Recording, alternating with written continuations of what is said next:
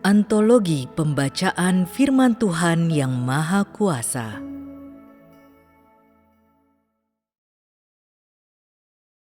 Manusia hanya dapat diselamatkan dalam pengelolaan Tuhan.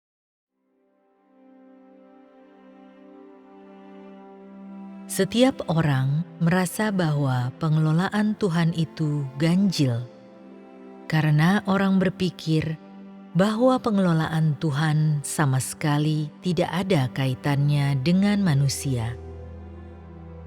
Mereka berpikir bahwa pengelolaan ini pekerjaan Tuhan sendiri, urusan Tuhan sendiri, dan oleh karena itu, umat manusia acuh tak acuh terhadap pengelolaan Tuhan.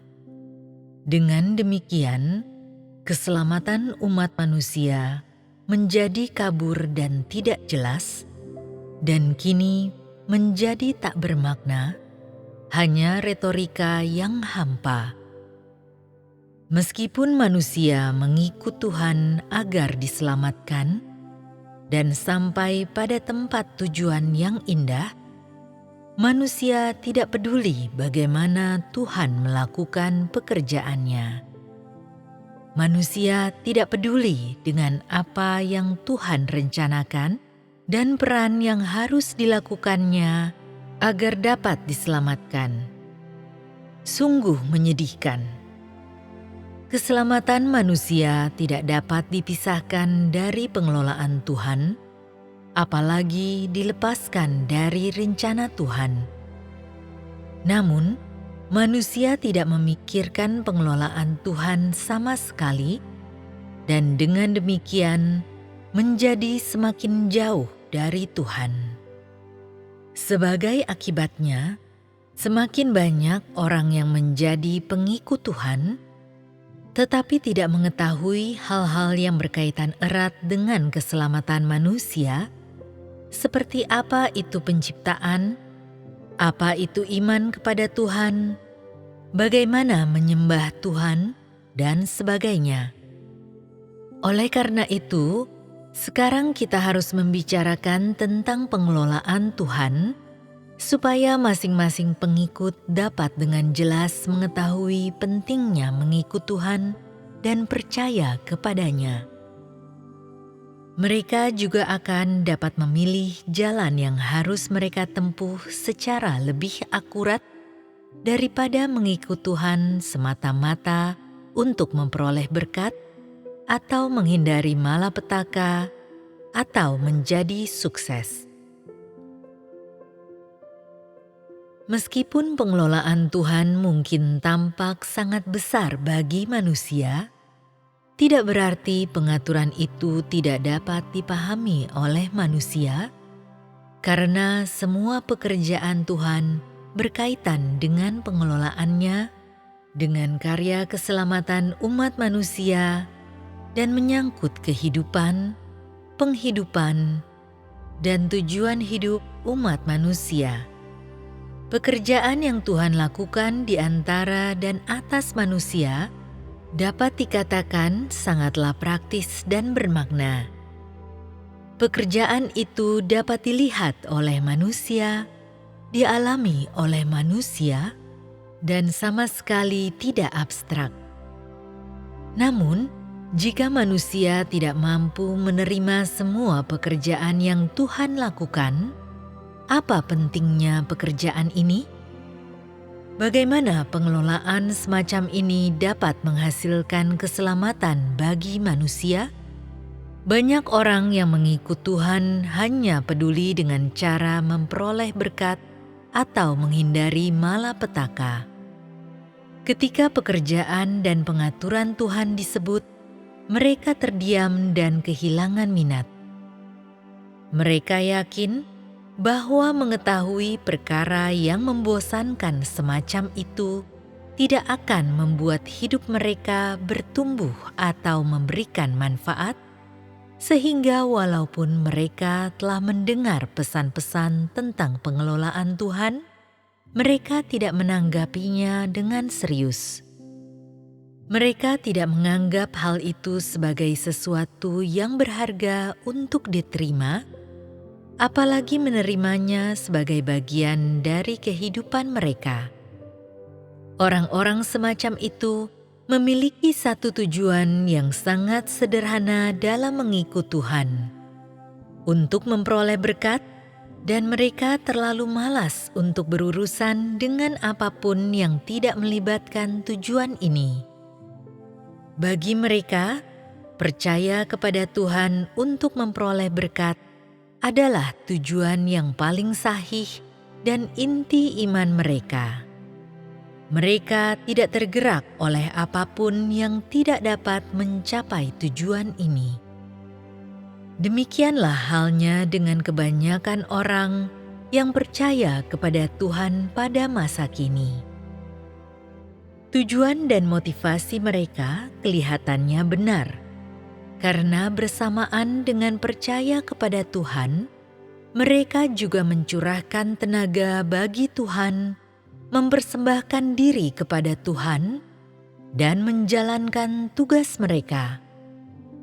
Mereka menyerahkan masa muda mereka, meninggalkan keluarga dan pekerjaan, dan bahkan menghabiskan waktu bertahun-tahun menyibukkan diri jauh dari rumah.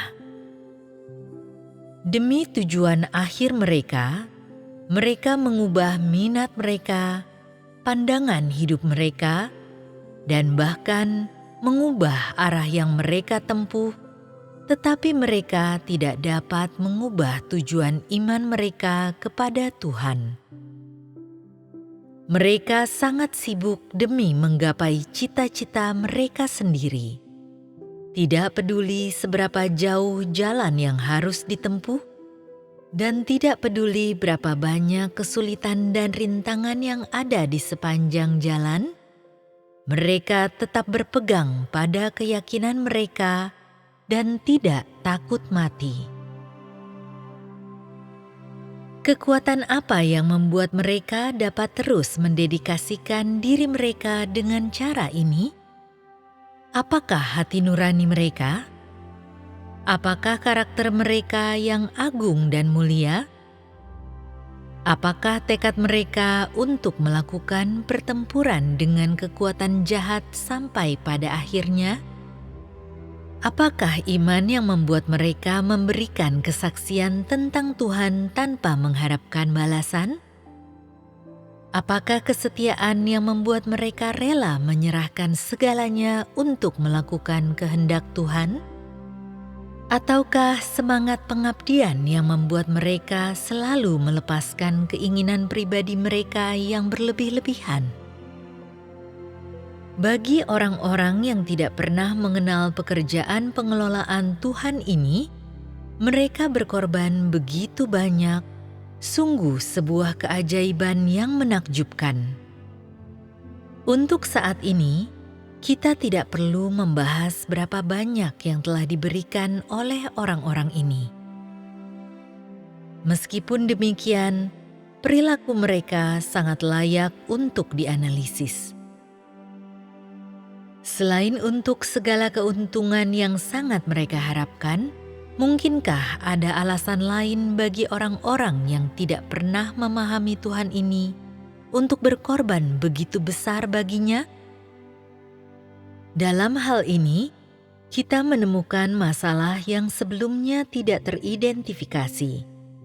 Hubungan manusia dengan Tuhan semata-mata demi kepentingan diri sendiri. Hubungan ini adalah hubungan antara penerima dan pemberi berkat.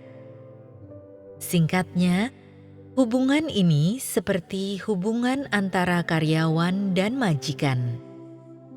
Karyawan bekerja hanya untuk memperoleh imbalan yang diberikan oleh majikan. Dalam hubungan semacam ini, tidak ada kasih sayang, hanya ada kesepakatan. Tidak ada tindakan mencintai dan dicintai, hanya ada derma dan belas kasihan. Tidak ada pengertian, hanya ada kepasrahan dan tipu daya. Tidak ada keintiman, hanya ada jurang pemisah yang tak terjembatani. Ketika segala sesuatunya sampai pada titik ini, siapakah yang mampu membalikkan kecenderungan semacam ini? Berapa banyakkah orang yang benar-benar mampu memahami betapa menyedihkannya hubungan semacam ini?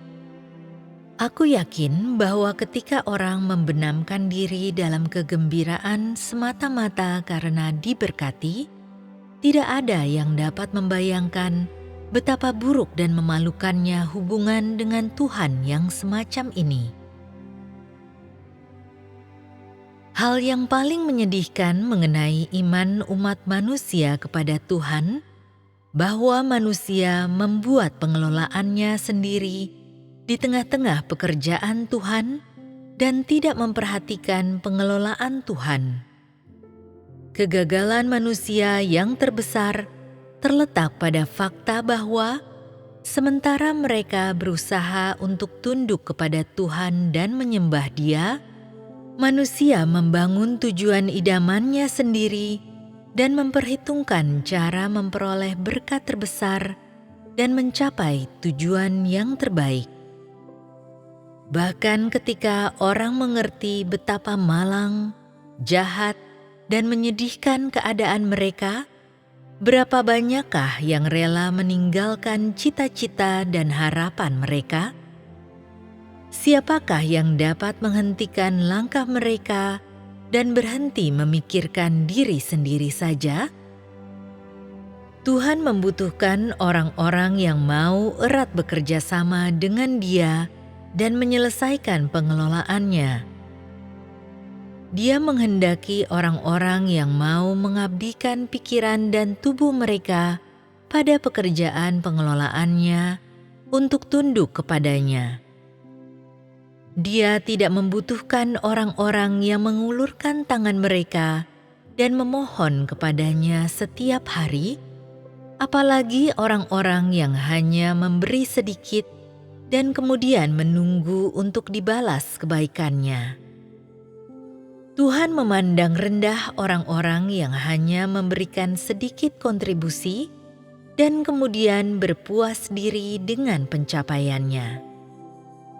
Dia membenci orang-orang berdarah dingin yang tidak menyukai pekerjaan pengelolaannya dan hanya suka berbicara tentang pergi ke surga dan memperoleh berkat.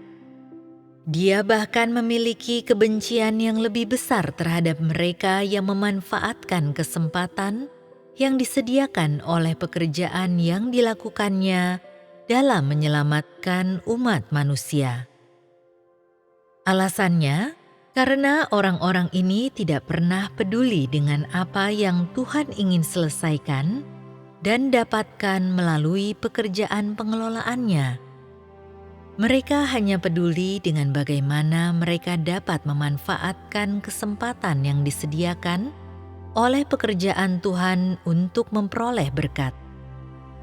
Mereka tidak memedulikan hati Tuhan dan sepenuhnya disibukkan dengan masa depan dan nasib mereka sendiri.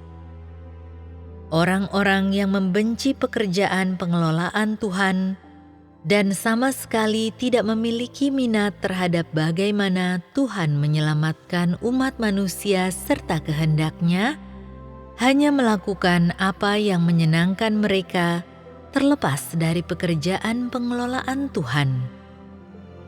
Perilaku mereka tidak diindahkan Tuhan, tidak disetujui Tuhan, apalagi dikenan Tuhan. Berapa banyak makhluk yang hidup dan berkembang biak di hamparan alam semesta yang luas, mengikuti hukum kehidupan secara berulang, terus-menerus tunduk pada sebuah kaidah yang sama. Orang-orang yang meninggal membawa bersama mereka kisah-kisah orang yang masih hidup, dan orang-orang yang masih hidup mengulangi riwayat yang sama menyedihkannya dengan mereka yang telah meninggal. Demikianlah, umat manusia tidak bisa tidak bertanya pada dirinya sendiri, untuk apa kita hidup? Mengapa kita harus mati? Siapa sesungguhnya yang memerintah dunia ini? Siapa yang menciptakan umat manusia? Apakah umat manusia benar-benar terlahir dari alam? Apakah umat manusia benar-benar mengendalikan takdirnya sendiri? Selama ribuan tahun, umat manusia telah mengajukan pertanyaan-pertanyaan ini berulang kali. Sayangnya, semakin umat manusia terobsesi dengan pertanyaan-pertanyaan ini, semakin haus ia akan ilmu pengetahuan. Ilmu pengetahuan menawarkan kepuasan sekejap dan kenikmatan daging yang bersifat sementara, tetapi tidak cukup untuk membebaskan umat manusia dari kesunyian, kesepian, serta kengerian dan ketidakberdayaan yang nyaris tersembunyi jauh di dalam jiwanya. Umat manusia hanya menggunakan pengetahuan ilmiah yang dapat dilihat oleh mata telanjang dan dipahami oleh pikiran untuk menenangkan hatinya.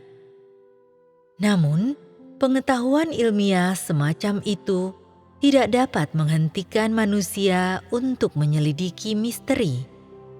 Umat manusia tidak mengetahui siapa yang berdaulat atas segala sesuatu di alam semesta, apalagi asal mula dan masa depan umat manusia. Umat manusia sekadar hidup, mau tak mau, di dalam hukum ini. Tidak ada yang dapat melepaskan diri, dan tidak ada yang dapat mengubahnya, karena di antara segala sesuatu dan di langit, hanya ada satu pribadi dari selama-lamanya sampai selama-lamanya yang memegang kedaulatan atas segalanya. Dialah pribadi yang tidak pernah dilihat manusia, pribadi yang tidak pernah dikenal umat manusia, dan yang keberadaannya tidak pernah dipercayai umat manusia, tetapi dialah yang mengembuskan napas ke dalam nenek moyang manusia dan memberikan kehidupan kepada umat manusia. Dialah yang menyediakan dan memelihara keberadaan umat manusia dan membimbing umat manusia sampai pada hari ini. Selain itu, Dia dan Dia sajalah tempat umat manusia bergantung demi kelangsungan hidupnya. Dia memegang kedaulatan atas segala hal dan mengatur semua makhluk hidup dalam alam semesta. Dia mengendalikan keempat musim, dan Dialah yang mendatangkan angin, embun beku, salju, dan hujan. Dia memberikan sinar matahari kepada umat manusia dan mendatangkan malam. Dialah yang membentangkan langit dan bumi, menyediakan gunung-gunung, danau, dan sungai, serta semua makhluk hidup di dalamnya bagi manusia. Perbuatannya ada di mana-mana, kuasanya ada di mana-mana, hikmatnya ada di mana-mana, dan otoritasnya ada di mana-mana. Setiap hukum dan peraturan ini merupakan wujud perbuatannya dan masing-masing menyatakan hikmat dan otoritasnya. Siapakah yang dapat meloloskan diri dari kedaulatannya? Siapakah yang dapat melepaskan diri dari rancangannya? Segala sesuatu berada di bawah tatapan matanya, dan terlebih lagi, segala sesuatu hidup di bawah kedaulatannya. Perbuatannya dan kuasanya tidak memberikan pilihan lain bagi umat manusia selain mengakui bahwa Dia memang ada dan memegang kedaulatan atas segala sesuatu. Tidak ada yang lain selain Dia yang dapat memerintah alam semesta, apalagi yang dapat menyediakan kebutuhan umat manusia tanpa henti. Terlepas dari apakah engkau dapat mengenali perbuatan Tuhan, Dan terlepas dari apakah engkau percaya pada keberadaan Tuhan, tidak ada keraguan bahwa takdir engkau terletak di dalam pengelolaan Tuhan, dan tidak ada keraguan bahwa Tuhan akan selalu memegang kedaulatan atas segala sesuatu. Keberadaan dan otoritasnya tidak didasarkan pada apakah kedua hal tersebut diakui dan dipahami oleh manusia atau tidak. Hanya Dialah yang mengetahui masa lalu, masa kini, dan masa depan manusia, dan hanya Dialah yang dapat menentukan takdir umat manusia. Tidak masalah apakah engkau dapat menerima kenyataan ini. Tidak lama lagi, manusia akan menyaksikan semua ini dengan matanya sendiri, dan inilah fakta yang akan segera dinyatakan oleh Tuhan. Umat manusia hidup dan mati di bawah pengawasan Tuhan. Umat manusia hidup untuk pengelolaan Tuhan, dan saat matanya tertutup untuk terakhir kalinya, hal itu pun untuk pengelolaan yang sama. Lagi dan lagi, manusia datang dan pergi. Hal itu terus berulang. Tanpa kecuali, semua itu bagian dari kedaulatan dan rancangan Tuhan. Pengelolaan Tuhan selalu maju dan tidak pernah berhenti. Dia akan membuat umat manusia menyadari keberadaannya, mempercayai kedaulatannya, melihat perbuatan-perbuatannya, dan kembali ke kerajaannya. Inilah rencananya dan pekerjaan yang telah dilakukannya selama ribuan tahun. Pekerjaan pengelolaan Tuhan dimulai pada penciptaan dunia, dan manusia merupakan inti pekerjaan ini. Segala sesuatu yang diciptakan Tuhan boleh dikatakan adalah demi manusia.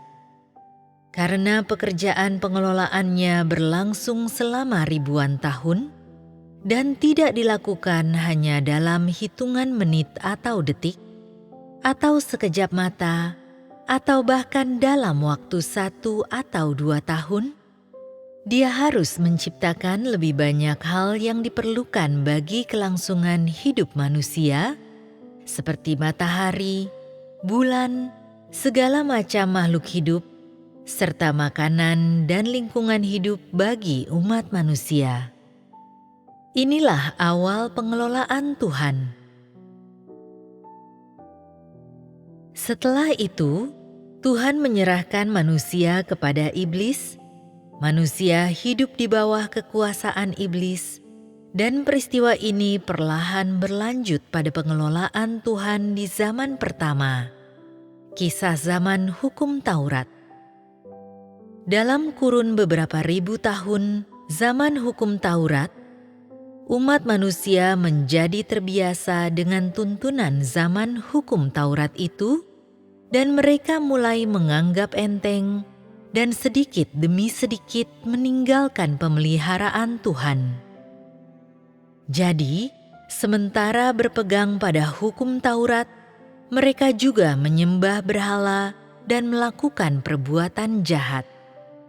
Mereka tanpa perlindungan Yahwe dan sekadar menjalani hidup mereka di depan mezbah bait suci.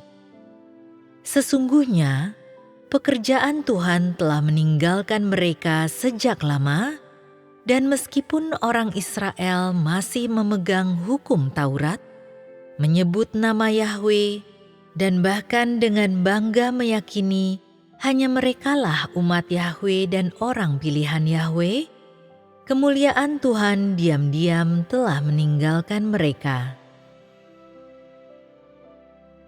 Ketika Tuhan melakukan pekerjaannya, Dia selalu diam-diam meninggalkan satu tempat sambil perlahan memulai pekerjaan baru di tempat lain. Hal ini tampaknya sulit dipercaya orang yang telah mati rasa. Orang selalu menghargai hal-hal lama dan memandang hal-hal baru yang tak dikenal dengan rasa permusuhan atau menganggapnya sebagai gangguan. Jadi, pekerjaan baru apapun yang Tuhan lakukan, sejak awal sampai akhir, manusialah yang terakhir mengetahuinya di antara segala sesuatu. Seperti yang sudah-sudah, setelah pekerjaan Yahweh di zaman hukum Taurat, Tuhan memulai pekerjaan barunya pada tahap kedua. Mengambil rupa sebagai daging, berinkarnasi menjadi manusia selama 10-20 tahun, serta berbicara dan melakukan pekerjaannya di antara orang yang percaya. Namun, tanpa terkecuali, tidak seorang pun mengetahui, dan hanya sejumlah kecil orang yang mengakui bahwa Dia adalah Tuhan yang menjadi daging setelah Tuhan Yesus dipakukan ke salib dan dibangkitkan. Masalahnya, muncullah seorang yang bernama Paulus yang menempatkan dirinya dalam permusuhan dengan Tuhan. Bahkan setelah ia dirobohkan dan menjadi seorang rasul, sifat lama Paulus tidak berubah, dan ia menulis banyak surat. Sayangnya, generasi-generasi selanjutnya menganggap surat-suratnya sebagai firman Tuhan yang harus dinikmati, sampai-sampai dimasukkan ke dalam perjanjian baru dan dicampur adukan dengan kata-kata yang diucapkan oleh Tuhan. Hal ini benar-benar aib besar sejak kemunculan kitab suci. Bukankah kesalahan ini terjadi karena kebodohan manusia? Mereka nyaris tidak mengetahui bahwa dalam catatan pekerjaan Tuhan di zaman kasih karunia, seharusnya tidak ada surat-surat atau tulisan rohani dari manusia yang menirukan pekerjaan dan firman Tuhan. Akan tetapi, perkara ini masalah lain. Jadi marilah kita kembali ke topik kita semula. Begitu tahap kedua pekerjaan Tuhan selesai, setelah penyaliban, pekerjaan Tuhan untuk memulihkan manusia dari dosa, dengan kata lain, mengambil kembali manusia dari tangan iblis, telah terlaksana. Jadi, sejak saat itu, umat manusia hanya perlu menerima Tuhan Yesus sebagai juru selamat agar dosa-dosanya diampuni. Secara harfiah, dosa manusia tidak lagi menjadi penghalang baginya untuk mencapai keselamatan dan datang ke hadapan Tuhan, dan tidak lagi menjadi pijakan yang dapat digunakan iblis untuk mendakwa manusia. Hal itu karena Tuhan sendiri telah melakukan pekerjaan yang nyata, telah menjadi serupa dan mencicipi daging yang dikuasai dosa, dan Tuhan sendirilah yang menjadi korban penghapus dosa. Dengan demikian, manusia turun dari kayu salib, ditebus dan diselamatkan berkat daging Tuhan yang serupa dengan daging yang dikuasai dosa ini. Jadi, setelah ditawan oleh iblis, manusia menjadi selangkah lebih dekat untuk menerima keselamatan di hadapan Tuhan.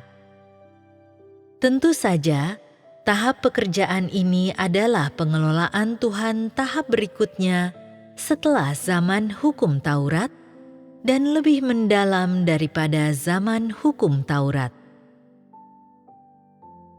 Demikianlah pengelolaan Tuhan, menyerahkan umat manusia kepada iblis dan umat manusia yang tidak mengetahui siapa itu Tuhan, siapa itu pencipta, bagaimana menyembah Tuhan, dan mengapa manusia perlu tunduk kepada Tuhan, dan memberikan kebebasan kepada iblis untuk merusak.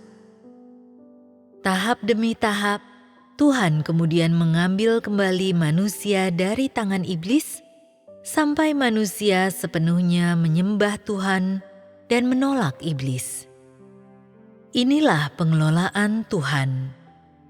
Semua ini terdengar seperti cerita hayalan dan tampaknya membingungkan. Orang merasa bahwa cerita ini seperti cerita hayalan, dan hal itu karena mereka sama sekali tidak dapat membayangkan berapa banyak yang telah terjadi pada manusia selama beberapa ribu tahun terakhir, apalagi berapa banyak cerita yang telah terjadi di hamparan alam semesta ini. Tambahan pula, hal itu karena mereka tidak dapat memahami adanya dunia yang lebih mencengangkan dan menakutkan di luar dunia yang lahiriah, dunia yang tidak dapat dilihat oleh mata jasmani mereka. Perkara ini tampaknya tidak dapat dipahami oleh manusia, dan hal itu karena manusia tidak memiliki pengertian mengenai pentingnya pekerjaan penyelamatan Tuhan bagi umat manusia dan pentingnya pekerjaan pengelolaan Tuhan, dan tidak memahami apa yang pada akhirnya Tuhan harapkan bagi umat manusia. Apakah manusia yang mirip dengan Adam dan Hawa yang belum dirusak oleh iblis? Tidak. Pengelolaan Tuhan bertujuan untuk mendapatkan sekelompok orang yang menyembah Tuhan dan tunduk kepadanya. Umat manusia ini telah dirusak oleh iblis, tetapi tidak lagi menganggap iblis sebagai bapanya. Ia mengenali wajah iblis yang buruk rupa dan menolaknya, dan datang ke hadapan Tuhan untuk menerima penghakiman dan hajarannya. Ia mengetahui apa yang buruk, dan bagaimana yang buruk itu berlawanan dengan yang kudus, dan ia mengakui keagungan Tuhan dan kejahatan iblis. Manusia semacam ini tidak akan bekerja untuk iblis lagi, atau menyembah iblis, atau memuja iblis. Hal itu karena merekalah sekelompok orang yang benar-benar telah dijadikan milik Tuhan. Inilah makna pengelolaan Tuhan terhadap umat manusia. Selama pekerjaan pengelolaan Tuhan di zaman ini, umat manusia merupakan sasaran perusakan iblis, dan pada saat yang bersamaan sasaran penyelamatan Tuhan, sekaligus ciptaan yang diperebutkan oleh Tuhan dan iblis. Sementara melakukan pekerjaannya, Tuhan secara bertahap mengambil kembali manusia dari tangan iblis, dan karena itu manusia menjadi semakin dekat dengan Tuhan.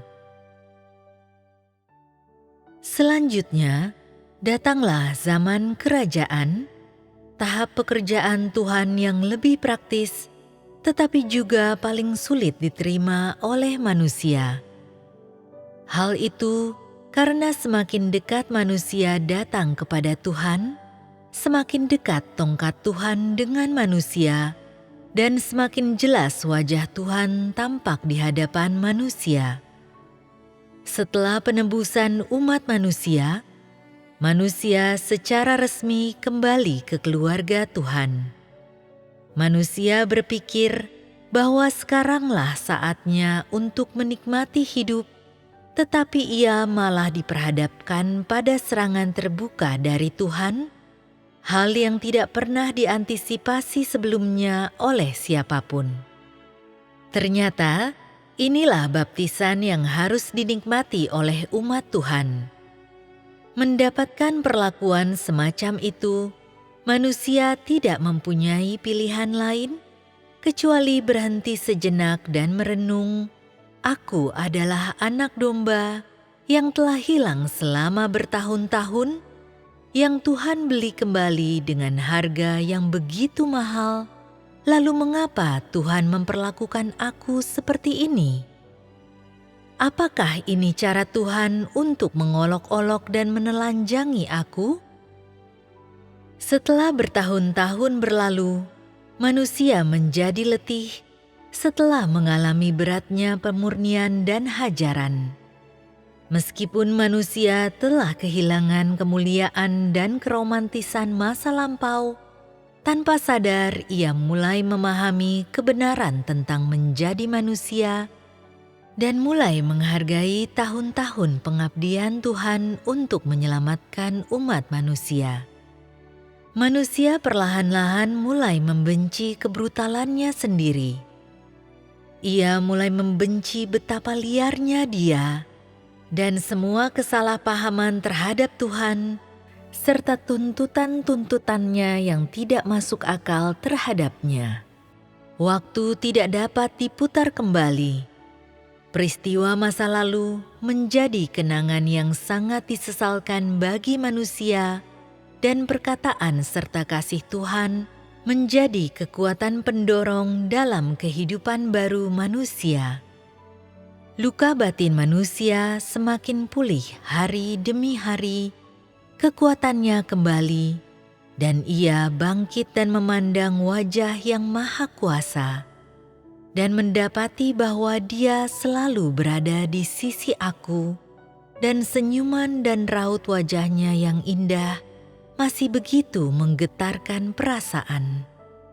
Hatinya masih menaruh perhatian pada umat manusia yang diciptakannya, dan tangannya masih sehangat dan sekuat semula. Seolah-olah manusia kembali lagi ke Taman Eden, tetapi kali ini manusia tidak lagi mendengarkan godaan si ular, tidak lagi berpaling dari wajah Yahweh. Manusia berlutut di hadapan Tuhan, melihat wajah Tuhan yang tersenyum dan memberikan pengorbanannya yang paling berharga. Oh, Tuhanku, Tuhanku.